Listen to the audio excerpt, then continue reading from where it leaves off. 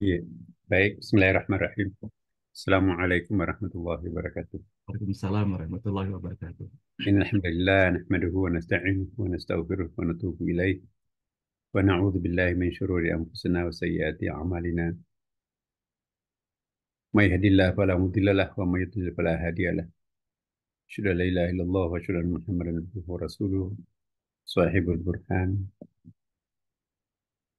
Rabbi shrah li sadri wa yassir li amri wahlul 'uqdatam min lisani yafqahu qawli. Rabbi adkhilni mudkhala sidq wa akhrijni mukhraj sidq.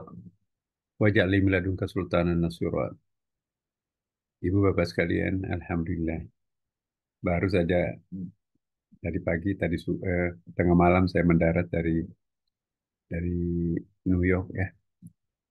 Sekarang ya kemarin dari keliling di beberapa negara di Amerika. Sekarang eh, alhamdulillah bisa kembali ke tanah air. Alhamdulillah.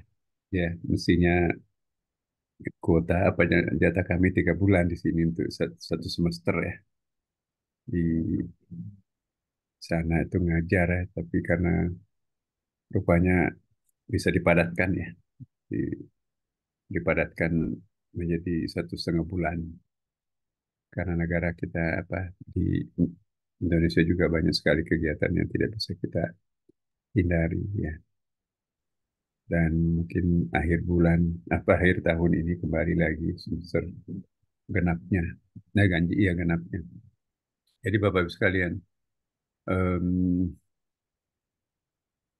ya, Amerika membutuhkan kita ya. Amerika membutuhkan dunia Islam. Amerika membutuhkan Indonesia karena dianggap bahwa Indonesia paling netral, paling objektif, dan paling potensial untuk didengarkan semua pihak, baik negara Barat, negara Timur, baik negara Muslim maupun non-Muslim. Ya, Indonesia memegang peranan penting. Saya baru tahu setelah kemarin kami diundang ke eh, Wakil Sekjen United Nations di New York, kemudian juga di meeting di State Department di 3 kali malah, justru tiga 2 hari 3 kali pertemuan di Washington khusus untuk membicarakan eh, religious diplomasi ya, karena dunia sekarang membutuhkan bentuk diplomasi baru, yaitu religious diplomasi. Di bahasa agama itu mampu mencairkan seluruh kekerasan rupanya. Bahasa agama itu disadari sekarang ini sangat penting. Bahasa politik, bahasa diplomasi itu tidak mampu mencairkan ketegangan, tapi melalui bahasa agama ternyata mampu menciptakan eh, sebuah kesejukan. Saya tidak tahu kenapa saya yang diminta ya. Banyak sekali orang jauh lebih hebat, saya nggak ada apa-apanya ya. Di Mesir, di Saudi, di Indonesia sendiri. Dan alhamdulillah setelah kita menceritakan pengalaman-pengalaman positif di Indonesia, termasuk Istiqlal dan PTIK yang mempersiapkan imam-imam yang sejuk, ya, maka risikonya ya kita dipanggil, diundang bukan hanya untuk bicara di forum-forum kita di Amerika itu ya, tapi nanti kalender kita tahun ini banyak sekali ya di beberapa negara ya. Jadi mohon maaf nanti Bapak Ibu sekalian kalau kita zooming di beberapa tempat. Saya berusaha menghindar sebetulnya karena bagi saya lebih nikmat ya mengurung diri di sebuah tempat. Ya, kalau perlu di pedesaan, di situ ngaji, di situ ada anak-anak santri. Tapi ini sebuah tantangan ya karena dunia juga menghendaki eh, agar kita ini mengekspor kesejukan. Ya. Dan alhamdulillah banyaklah saya tidak enak saya sampaikan di forum ini bahwa itu semuanya karena Allah. Itu bukan dari saya, tapi kita mampu mengajak mereka, para pihak yang bertikai, yang berkonflik, mampu duduk bersama dalam satu meja. Kemudian saya diminta untuk pembicara tunggal di dalam beberapa kesempatan itu. Alhamdulillah bisa, ya, akhirnya diminta berkali-kali. Dan saya juga harus kembali sebelum Ramadan ke Indonesia mempersiapkan istiqlal Ramadan ini. Tapi Alhamdulillah Indonesia bisa didengar suaranya di dalam forum-forum internasional itu ya. Nah, jadi akhirnya kita kembali kepada Al-Quran. Tapi pemahaman Al-Quran kita perlukan sekarang ini. Bagaimana mendefinisikan term-term agama yang selama ini mengendap dalam alam bawah sadar kita, sehingga orang lain tidak punya alternatif lain memahamkan makna konsep-konsep keagamaan kita itu menurut perspektif yang berbeda. Karena kita sudah terpatok dalam sebuah pemahaman. Hari ini kita akan membahas tentang ya hari kiamat ya Pak. Ini ada 4 ayat yang kita bahas ini. Allahu yabda'ul khalqah tsumma yu'iduhu tsumma ilaihi turja'un. Allah yang menciptakan manusia dari permulaan, kemudian mengembalikan, menghidupkan kembali. Jadi kita itu akan, ya, kemudian juga kembali kepada wa yauma taqumus sa'ah yublisul mujrimun. Dan pada hari terjadinya hari kiamat itu atau hari akhir, banyak namanya nih Bapak, nanti saya coba jelaskan. Orang-orang yang berdosa terdiam dan berputus asa. Nah, walam yakun syafa'u wa kanu bisyirakaihim kafirin. Dan sekali-kali tidak ada pemberi syafaat atau pembelaan bagi mereka berhala-berhala mereka yang mereka sembah ya. Mereka itu mengingkari berhala mereka itu sendiri di hari kiamat. Kumpulkan mana berhala yang kamu sembah. Ternyata nggak bisa berbuat apa-apa. Saat yaumaidin yatafarraqun. Dan pada hari terjadinya kiamat, di hari itu mereka manusia itu berzina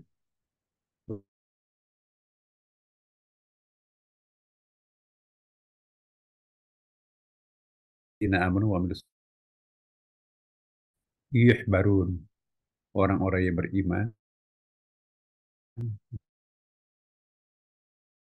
di dalam surga bergembira dia.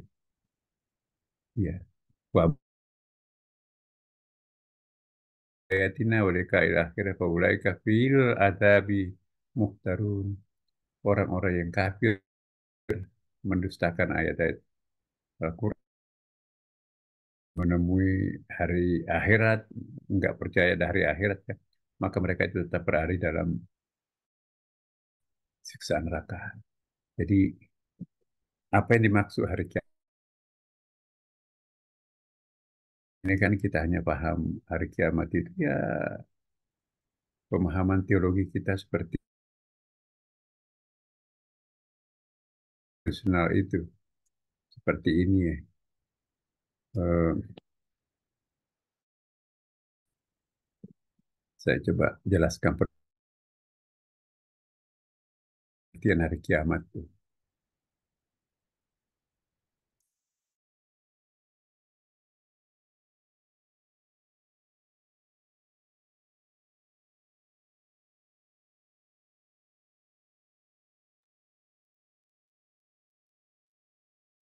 Seperti nggak freeze ya. Jadi kiamat terjadi setelah muncul tanda-tanda sugra dan tanda-tanda kubra. Tanda-tanda kecil hari kiamat itu muncul, itu pertanda akan kiamat. Lalu disusul tanda kubra yang nggak lama lagi, muncullah kiamat terjadi ketika alam semesta, termasuk bumi hancur berantakan. Ya, jadi tepung. Kiamat terjadi ketika trompet pertama ditiup, menandakan seluruh makhluk hidup sudah mati. Trompet kedua, seluruh makhluknya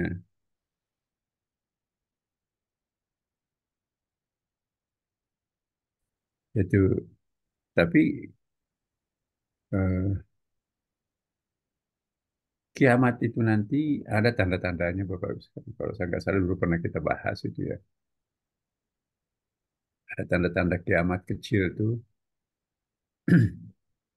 Ya, ada 29 tanda-tanda kiamat kecil. Kalau itu sudah mulai muncul satu persatu, itu waspadalah karena kita sudah sebentar lagi nanti akan menjadi makhluk yang menghadapi suatu peristiwa yang sangat sangat sangat sangat mengerikan, yaitu kiamat, tanda-tanda kubranya itu.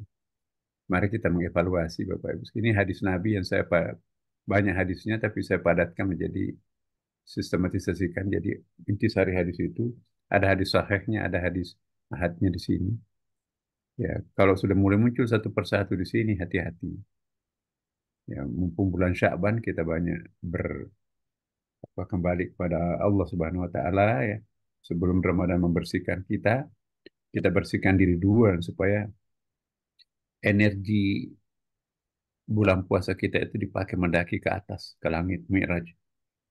Kenapa? Karena kita sudah bersihkan diri sebelum Ramadan. Jemputlah Ramadan 2 bulan sebelum Ramadan tiba. Allahumma barik lana fi Rajab wa Sya'ban wa balighna Ramadan, kata hadis Nabi. Jadi bulan haram itu Rajab, Syaban, Ramadan. Jemputlah Ramadan. Siapkan pangkalan pendaratan Ramadan bulan Rajab, bulan Syaban. Terlambat kita menjemput Ramadan kalau besoknya Ramadan baru kita membersihkan diri.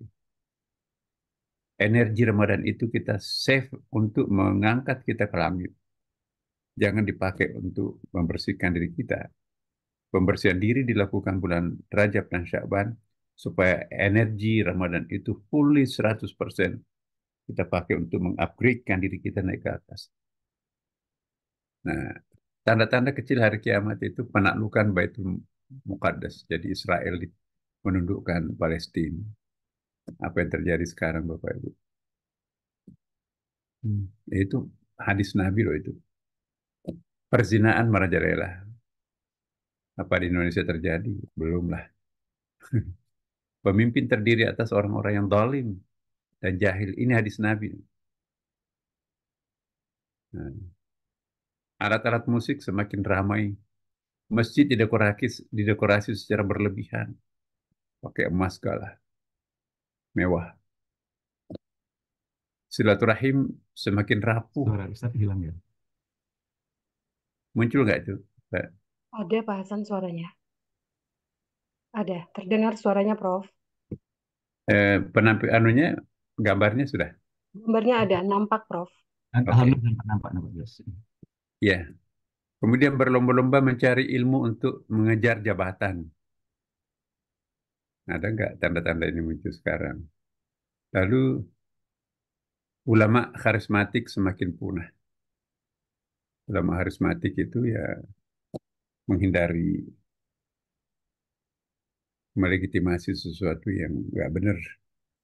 Ya ulama beneran memfokuskan dirinya untuk memberikan pengabdian kepada masyarakat, ya, dunia dan seterusnya, tidak kemana-mana.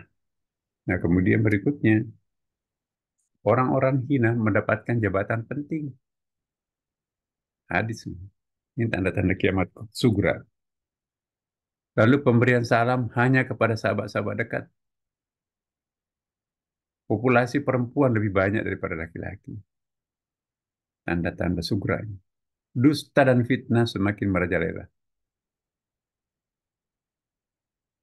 13, semakin banyak orang yang bersaksi palsu. Nah, lain di lapangan, lain disaksikan demi untuk uang. 14, negeri Arab menjadi hijau dan banyak air mengalir. Kita lihat sekarang. Jarak antara satu pasar dengan pasar lain semakin berdekatan. Ini hadis Nabi loh. Lihatlah minimarket itu. Berhadapan-hadapan, bertetanggaan. 17 banyak orang mewarnai rambut. Ada nggak sekarang? Kekayaan umum dikuasai segelintir orang secara tidak adil. Ini hadis. Itu tanda-tanda sugra, tanda kecil kiamat akan datang. Maraknya provokator dan tukang kritik.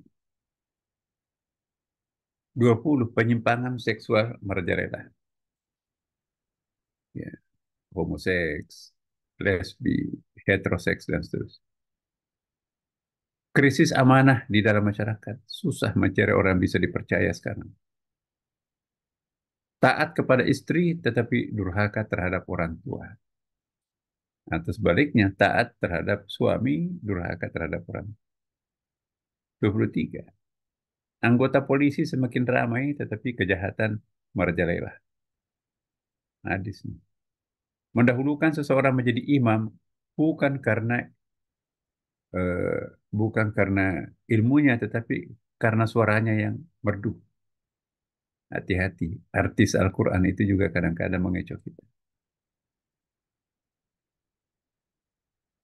Nah, berikut. Jual beli jabatan dan politik uang merajalela. 26. Merebaknya gaya hidup mewah di kalangan umat Islam. 27. Orang-orang fasik dimuliakan, orang saleh dipinggirkan. Nggak laku orang saleh. Ya, yang orang suka cari muka yang laku sekarang. Meningkatnya angka bunuh diri. Hmm. Lalu 29, banyaknya orang mati mendadak. 29 hadis Nabi ini ya, menceritakan tanda-tanda sugra kiamat. Kalau ini terjadi satu saja di antaranya, hati-hati. Perbanyak amalnya, perbanyak istighfarnya. Itu akan disusul dengan kiamat kubra. Ketika Nabi Mi'raj, siapa nenek-nenek itu? Ya, udah bongkok pakai tongkat, terhuyung-huyung, tapi pakai make upnya, dempulnya, mukanya luar biasa. Kata Jibril itu perumpamaan dunia. Jangan-jangan sudah 2000 tahun, 1400 tahun yang lampau itu, ya nenek itu sudah sekarang ini udah nggak bisa bangun lagi, bentar lagi mati. Itu kiamat, itu dunia itu. Nah, kalau sudah ini terjadi, Bapak Ibu, sekarang muncul tanda-tanda kubra, tanda besarnya. Muncul dukhan, asap beracun yang menyebabkan kematian secara fatal. Hmm. Kita gali sumur, ya racun yang muncul. Gunung nanti akan meletus dan letusannya bukan hanya eh, abu, lahar, tapi juga racun. Kita menghirup udara, mati. Munculnya Dajjal menebarkan fitnah besar dan mengakibatkan kematian masif. Jadi kalau dalam hadis Nabi, Dajjal sekarang ini mau menembus permukaan bumi karena dia berada di poros, dia berada di perut bumi. Nanti kalau itu ngamuk, senjata nuklir nggak mempan. Hanya dua negara yang selamat, yaitu Mekah Madinah, tapi pinggirnya masih sering diculik. Munculnya Dabah, sejenis binatang raksasa yang akan muncul di sekitar perbukitan kota Mekah. Maka pun terancam. Bukan Dajjal, tapi Dabah. 4. Matahari timbul dan tenggelam tidak lagi beraturan. Jadi susah diprediksi cuaca pada saat itu. Turunnya kembali Nabi Isa alaihissalam ke bumi dan kehadirannya membawa secercah harapan. Dialah nanti yang akan membunuh Dajjal, tapi tidak lama tiup sangkakala mati semua orang. Munculnya Ya'juj wa Ma'juj dalam jumlah masif yang akan membuat kerusakan di permukaan bumi. Ya'juj wa Ma'juj ini semacam, ini dalam Bible juga ada Bapak Ibu. Oh, itu nanti sejenis binatang melata, habis semua tuh. Hijau-hijauan dimakan, air tawar diminum, nggak kebagian manusia, mati. Bermunculan gempa bumi dahsyat di berbagai belahan bumi, bagian timur. Nah, hati-hati, kita di timur nih. Disusul juga gempa dahsyat di kawasan Semenanjung Arab. Nah, dan yang kesembilan, muncul api raksasa yang akan menghalau manusia menuju pada mahsyar setelah manusia mati kan. Oh, kalau nggak bisa digulung oleh api, maka itu ada yang seperti kilat, tapi juga ada sebaliknya berguling-guling, tergantung amalnya. Jadi amal yang menentukan pemandangan akhirat itu.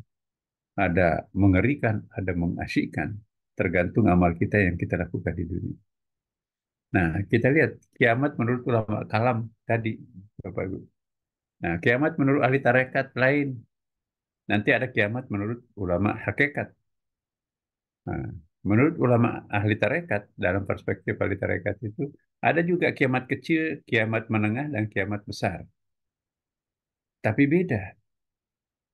Nah, inilah yang tadi saya katakan bahwa satu ayat tapi bisa kita maknakan ayat itu berbeda. Cuma persoalannya, kita sepertinya kalau tidak sependapat dengan ulama kita dianggap aliran sesat. Nah, kalau kita berbeda pendapat, kita sesat. Kalau memang nyata-nyata berbeda dan keliru itu nggak apa-apa, memang salah kok. Tapi kalau ada dasarnya Al-Quran, ada hadisnya juga, ya jangan disalah-salahin. Memang kita berbeda pendapat kok. Kebenaran itu hanya di mata Allah. Contoh nanti hari kiamat. Mana yang benar tergantung persepsi kita kan ada ayat.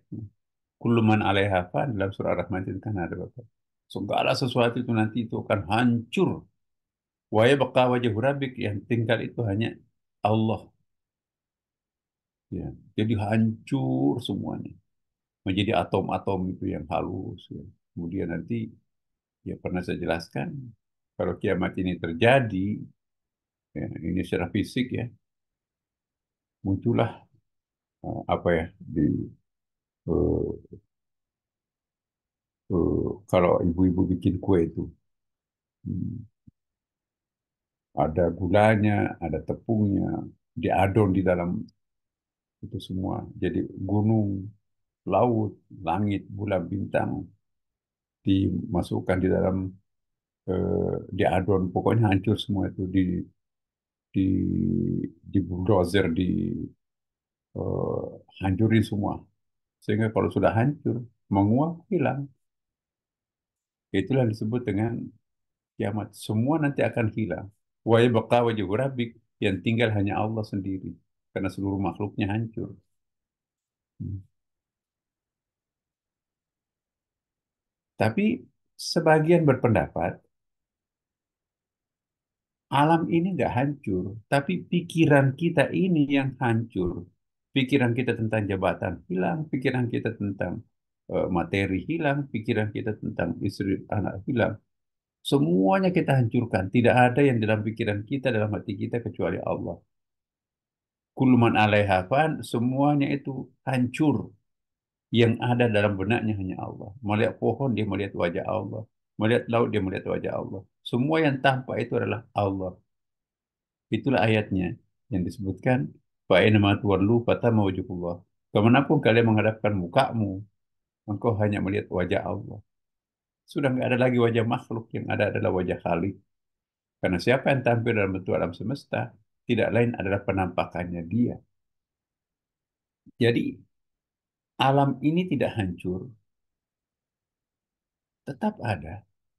Tetapi orang itu sudah kiamat. Kenapa? Karena dia sudah tidak melihat pohon kelapa, dia tidak melihat laut, dia tidak melihat langit, dia tidak melihat komputer. Yang dia lihat semuanya hanya satu, Allah. Siapa yang tampak dalam bentuk pohon, binatang, manusia, langit, itu kan penampakannya Allah, tajallinya Allah, the manifestation of God, itu kan. Nah, jadi sama. Wa yabqa wajhu rabbik, yang tinggal hanya wajah Allah. Ilustrasinya seperti dulu saya contohkan. Dia tidak melihat lagi tiang, mihrab, mimbar, menara, kubah, ya taman. Yang dia lihat cuma satu, Istiqlal kok. Ketika orang melihat Istiqlal, maka hilanglah, lenyaplah kubah, mimbar, mihrab, karpet yang dia lihat Istiqlal. Takjub keindahan Istiqlal. Takjub keagungan Allah. Siapa yang tampil dalam bentuk orang, alam, dan sebagainya. Semuanya dia. Itulah wa wajhu rabbi. Jadi dua ayat yang sama, ya satu ayat yang sama punya perbedaan makna yang berbeda, sangat berbeda.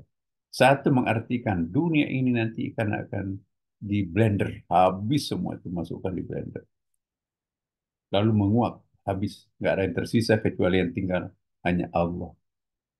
Nah, ini blendernya lain, blendernya itu kontemplasi, sehingga dia sadar betul bahwa ya ini kan alam ini, dunia ini, bumi ini adalah fata morgana semata. Ini alam ini adalah maya. Maya dalam bahasa Hindu itu adalah antara ada dan tiada kan maya itu. Maya itu mau dilihat ada pohon tapi sesungguhnya nggak ada apa-apanya. Itu hanya kumpulan-kumpulan atom. Bahkan lebih halus itu air, lebih halus lagi uap. Setelah itu uap itu menguap nggak ada apa-apanya lagi kan hilang memang. Satu-satunya yang nggak hilang wajib bakal wajib rabbik hanya Allah. Nah tapi sama juga eh, para sufi. Kiamat itu hari ini kiamat, besok berhenti kiamat. Jadi kiamat itu diartikan ketika kita mampu mengkonsentrasikan diri kita kepada Allah, tidak ada wajah yang lain selain wajahnya, itu sudah kiamat. Jadi banyak pengertian kiamat. Nah, coba kita lihat. Kiamat menurut ahli tarekat, kiamat kecilnya ada, kiamat sugra, kiamat menengahnya apa, wusta, kiamat besarnya juga ada. Nah, apa kiamat kecilnya?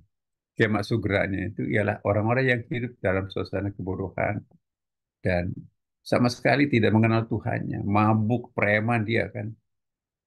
Ya. Lalu tiba-tiba sadar, astagfirullah, saya keliru memilih jalan kehidupan. Jadi bangkit daripada ketidaktahuannya tentang Allah, sudah mulai belajar taubat. Itu kiamat sugra.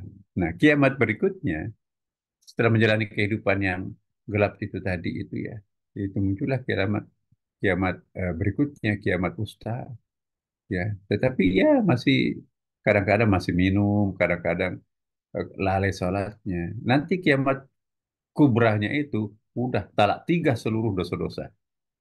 Ya, itu kiamat kubrahnya para ahli tarekat. Tapi kalau kiamatnya eh, eh, apa kubra ulama hakikat lain lagi. Ahli hakikat itu ada kiamat sugrahnya juga. Ya, kiamat menurut ahli hakikat itu terjadi pada saat seseorang itu mengalami kemabukan, fana, yaitu ketika seseorang itu sampai pada penyaksian hanya satu pelaku yang bertindak dalam segala sesuatu, itu yang disebut dengan tauhidul fi'li atau tauhidul af'al. Dia hanya melihat hanya satu zat, yaitu zatnya Allah. Dia hanya melihat satu perbuatan, semua perbuatannya. Dia hanya melihat satu nama, namanya Allah. Dia hanya melihat satu sifat, sifatnya Allah. Berakumulasi menjadi semua ini kan nggak ada apa-apanya kita ini. Semuanya ini adalah tajalinya manifestasinya Allah itu pada hakikat. Ya. Selama seseorang itu masih berada dalam kesadaran rasional, masih menjadi identitas diri Tuhan, berbeda dengan identitas dirinya, jadi aku beda dengan Tuhan, maka itu belum dianggap kiamat. Masih kiamatnya kecil-kecil, kiamatnya ulama hakikat, tarekat itu. Nah, bagi ahli hakikat, orang-orang yang sudah bersikap, tersingkap baginya tirai, perbuatan dengan basirahnya, hingga ia tidak menyaksikan segala perbuatan kecuali berasal dari satu pelaku al-haq, yaitu Allah. Maka yang bersangkutan itu telah bebas daripada penyaksian selain itu. Dia tidur, dia duduk, dia apapun, semua yang dia sadari, consciousness-nya itu, kesadarannya itu hanya Allah. Itu kiamat. Tapi kiamatnya hakikat itu dahsyat itu. Tanda-tanda kiamat menurut ahli hakikat ini antara lain merasakan puncak tawakal. Oh, udah, I am nothing. Allah semuanya kok. Tafwid dan ikrar pernah kita bahas. Ya. Nah, perbedaannya dengan kiamat ahli tarekat ya. Apa yang dianggap kiamat wusta, menengah, baru dianggap kiamat sugranya ahli hakikat. Jadi tadi kan yang menengah itu ulama tarekat ya. Ya, kiamat wustanya, kiamat menengahnya ahli hakikat ya, yang kesadaran spiritualnya terhadap Tuhan luar biasa, itu dianggap kiamat sugranya ulama hakikat. Nah, kiamat menengahnya ahli hakikat itu, ahli hakikat ialah ketika manusia itu sudah berada dalam suasana tauhid zati.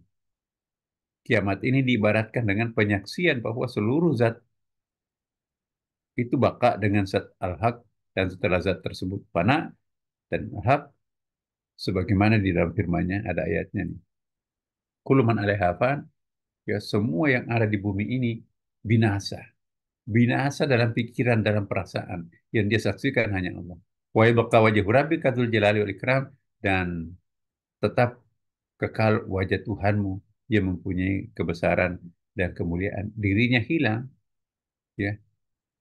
Selama masih ada air hujan, maka itu belum kiamat besar. Kalau air hujan itu sudah menyentuh laut, jatuh ke laut, maka air hujannya sudah tidak ada. Yang ada hanya air laut. Maka itulah yang disebut dengan kiamat besar. Menurut ahli hakikat.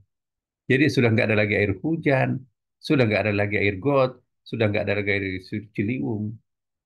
Maka kenapa? Maka dia menjadi air samudra. Air samudra itu tidak bisa dikotori oleh Sungai Ciliwung dan tidak bisa juga ditawarkan oleh air hujan. Dia akan tetap asin. Nah, itulah air laut. Masya Allah. Nah, kiamat kubra tuh. Kiamat kubra terjadi ketika seorang mencapai puncak tauhid secara utuh dan menyatukan antara sifat, perbuatan, dan zat. Jadi tiga itu. Tauhidul zati, tauhidul sifat, tauhidul afal. Sebetulnya juga ada satu, tauhidul asma. Tapi itu sudah pernah kita bahas. Ia sudah tersingkap baginya tira-tira sifat hingga dia tidak menyaksikan dalam wujud ini kecuali satu sifat yang hakiki yang mengalir pada segala sesuatu seperti mengalirnya kehidupan pada badan manusia. Mengalirnya sifat kudrah pada tindakan manusia yang dimaksudkan dengan suatu sifat yang direalisasikan pada suatu zat yang bertindak pada segala sesuatu. Seperti anggota tubuh disifatkan dengan sifat kudrah, punya kemampuan, maka dia telah sampai kepada tauhid sifat dan kiamat usta maknawi itu telah terjadi baginya. Jadi tidak mungkin terjadi kiamat kubra sebelum selesai di kiamat eh, eh, wusta, menengah dulu baru kita ke puncak. Nah, inilah makna ucapan zat terhijab dengan sifat, sementara sifat terhijab dengan perbuatan. Ini dalam Bapak Ibu. Zat terhijab dengan sifat, sementara sifat terhijab dengan perbuatan. Jadi kalau kita mementingkan diri kita, memperhatikan zat kita, zatnya pohon, zat itu masih hijab.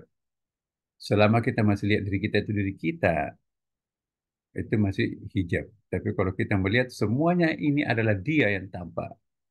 La mewujud ilallah, tidak ada yang mewujud selain Allah. Maka itulah yang disebut dengan kiamatul kubra. Nah, beda banget Bapak Ibu. Kiamat ulama fikih dan kiamat ulama tarekat dan kiamat ulama hakikat. Nah itu ayatnya sama, tapi kok bisa berbeda-beda. Nah inilah yang kita coba pompahkan ke dalam masyarakat kita. Jangan memutlakkan pemahamannya bahwa the only one understanding itu adalah truth. Kebenaran itu bagi makhluk itu berganda. Kebenaran mutlak yang maha tunggal itu adalah miliknya yang maha tunggal, maha esa, Allah Subhanahu wa Ta'ala. Ya, jari-jari tangan itu berbeda. Satu induknya, telunjuknya, sampai jari kelingkingnya. Tapi porosnya ke atas itu satu kan.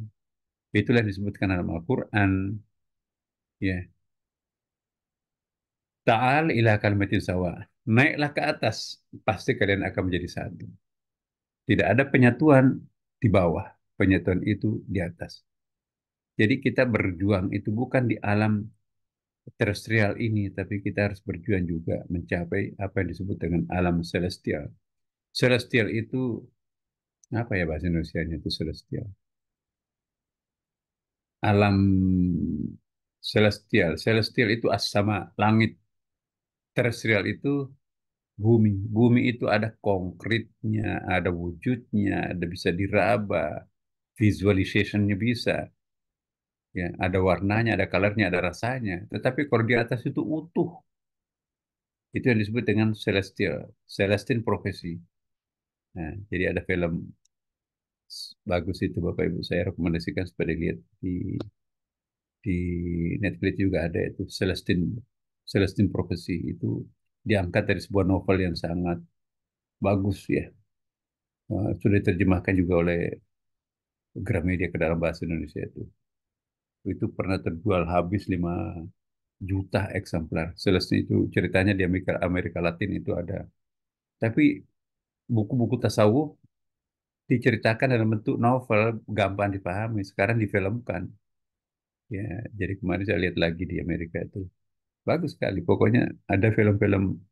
Nah, di kemarin kami ya berziarah ke tempat-tempat khusus itu ya, tempat-tempat perfilman ya, karena saya diminta tuh. Jadi begini, oh, film-film Hollywood itu sebelum ditayangkan di bioskop-bioskop seluruh dunia itu diminta dulu ulama-ulama ya. Apakah itu ada yang bertentangan dengan akidah? Dulu film Arisalah, filmnya Moses, Nabi Musa itu kan ternyata ditolak oleh Yahudi dan Islam. Sehingga film itu rugi. Karena tidak boleh diedarkan di negara-negara Yahudi dan negara Muslim. Penontonnya bukan dari Yahudi dan Islam.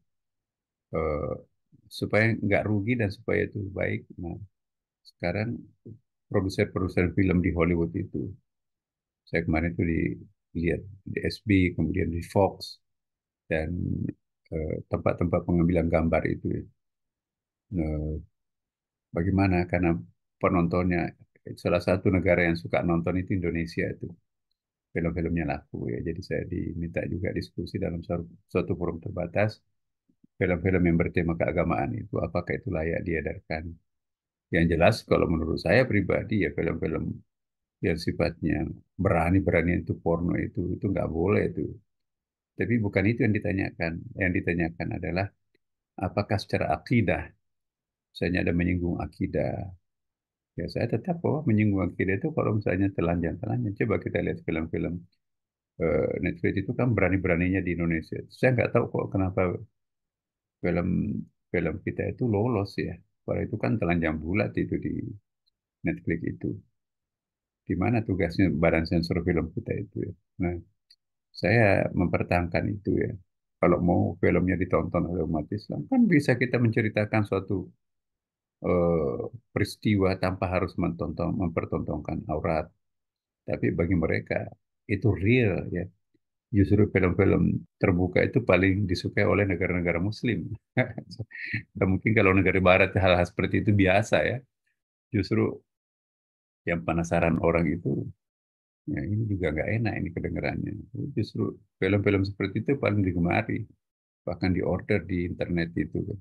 Pengordernya itu adalah justru di negara-negara. Ya mungkin karena orang Islam itu tidak biasa melihat pemandangan seperti itu. Bagi mereka yang sudah biasa, mungkin sudah biasa. Allahu a'lam. Tapi yang jelas bahwa Hollywood itu juga itu sangat memperhatikan pandangan pandangan agama. Kami beberapa orang di situ ya ada Yahudi, ada Katolik, Protestan, ya, terutama Abrahamic religion ini didengarkan betul oleh sutradara dan para produsen film. Karena kalau itu di blacklist, maka orang beragama dipatuakan nggak boleh nonton film itu, bisa rugi karena biayanya memang sangat mahal. Namun demikian Bapak Ibu sekalian, setelah menonton cara pembuatan film itu, mungkin juga menjadi nggak menarik lagi nonton karena gudang-gudang besar itu, ya misalnya ada mobil tabrakan segala macam itu hanya kita ditipu itu, dibuatnya di dalam monitor besar ya, tapi pintar permainan teknologi sekarang. Kemudian juga rumah-rumah Amerika zaman kuno itu ya di kompleksnya itu seperti di SP kemarin.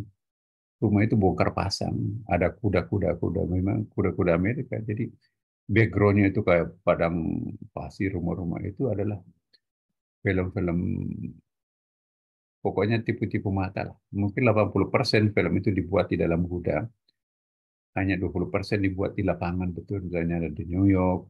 Itu New York betul itu ya, beberapa live. Tapi sebagian New Yorknya itu kombinasikan, misalnya ada air mancur ya, ada orang eh, bernapas di dalam air, ya.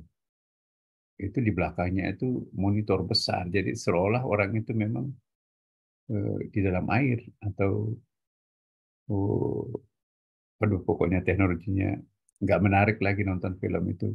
Ternyata kita dibodohin selama ini. Tapi ya itu pintarnya editornya itu membuat suatu teknologi yang sangat canggih sehingga betul-betul kejadian itu terjadi.